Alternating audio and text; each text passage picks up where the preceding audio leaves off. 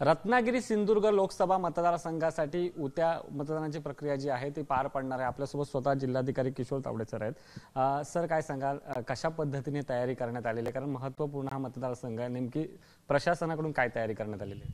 46 रत्नागिरी सिंधुदुर्ग लोकसभा मतदारसंघामध्ये सिंधुदुर्ग जिल्ह्यातील 3 विधानसभा मतदारसंघाचा समावेश होतो। त्यामध्ये कणकवली विधानसभा मतदारसंघ, कुडाळ विधानसभा मतदारसंघ व सावंतवाडी विधानसभा मतदारसंघ, त्याचबरोबर रत्नागिरी जिल्ह्यातील 3 विधानसभा मतदारसंघांचा यामध्ये समावेश होतो। असे एकूण 6 विधानसभा मतदारसंघाचा संघ मिळून 46 रत्नागिरी सिंधुदुर्ग लोकसभा मतदारसंघ आहे। त्या अनुषंगाने उद्या 7 मे रोजी जिल्ह्यामध्ये मतदान होणार आहे। त्या मतदानाच्या अनुषंगाने जिल्ह्यामध्ये एकूण सिंधुदुर्गातील 3 विधानसभा मतदारसंघामध्ये एकूण 918 विधानसभा पोलिंग स्टेशन असून जवळजवळ 6,74,000 इतके वोटर्स आहेत। आणि त्या अनुषंगाने आपण मतदान केंद्राबाबतीत सर्व मतदान पार्टी आज सकाळी 11:30 वाजता प्रत्येक मतदान केंद्रात निघालेले आहेत। त्यातल्या काही पोहोचत आहेत आणि दुपारी 2 ते 2 वाजेपर्यंत सर्व मतदान पार्टी मतदान केंद्राचे पथक त्या ठिकाणी पोहोचत आहे।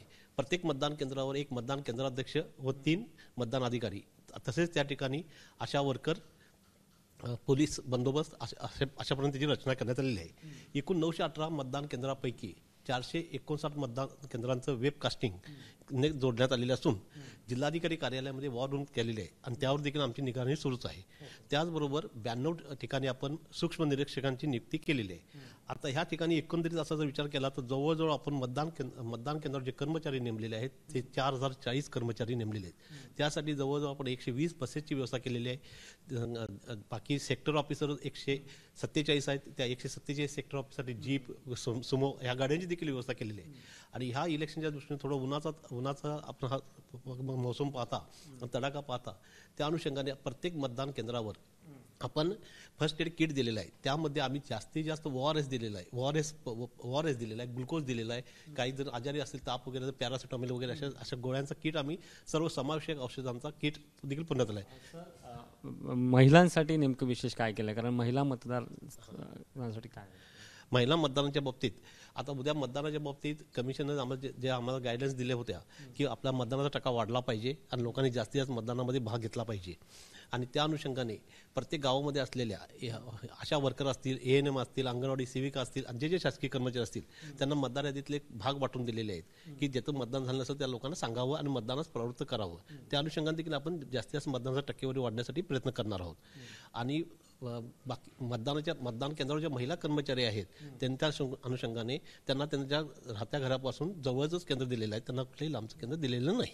सर, शेवटचा प्रश्न, सिंधुदुर्ग जिल्ह्यातील मतदारांना नेमकं काय आव्हान करा? कारण आपण बघतोय की मतदानाचा टक्का वाढावा यासाठी प्रशासनाकडून प्रयत्न केले, तुम्ही जिल्ह्यातील नागरिकांना, मतदारांना काय आव्हान करा? माझी जिल्ह्यातील सर्व सिंधुदुर्गवासियांना व सर्व पात्र मतदारांना विनंती आहे की आपण मतदानामध्ये जास्तीत जास्त सहभाग नोंदवा व आपल्या जिल्ह्याच्या उज्ज्वल परंपरेमध्ये मतदानाच्या टक्केवारीमध्ये देखील आपण राज्यामध्ये नक्कीच आपण वरच्या क्रमांकावर जाऊ। यासाठी सर्वांनी पुन्हा एकदा आवाहन करतो की मतदानाच्या प्रक्रियेमध्ये सर्व सिंधुदुर्गवासियांनी, पात्र मतदारांनी भाग घ्यावा। खूप खूप धन्यवाद सर। आपल्यासोबत स्वतः सिंधुदुर्ग जिल्ह्याचे जिल्हाधिकारी होते, त्यांनी देखील मतदारांना मतदानाचा हक्क बजावा असं आवाहन केलंय। कॅमेरा पर्सन दीपेश महाजनसह सुशांत सावंत, ABP माझा, ओरोस। ABP माझा, उघडा डोळे बघा नीट।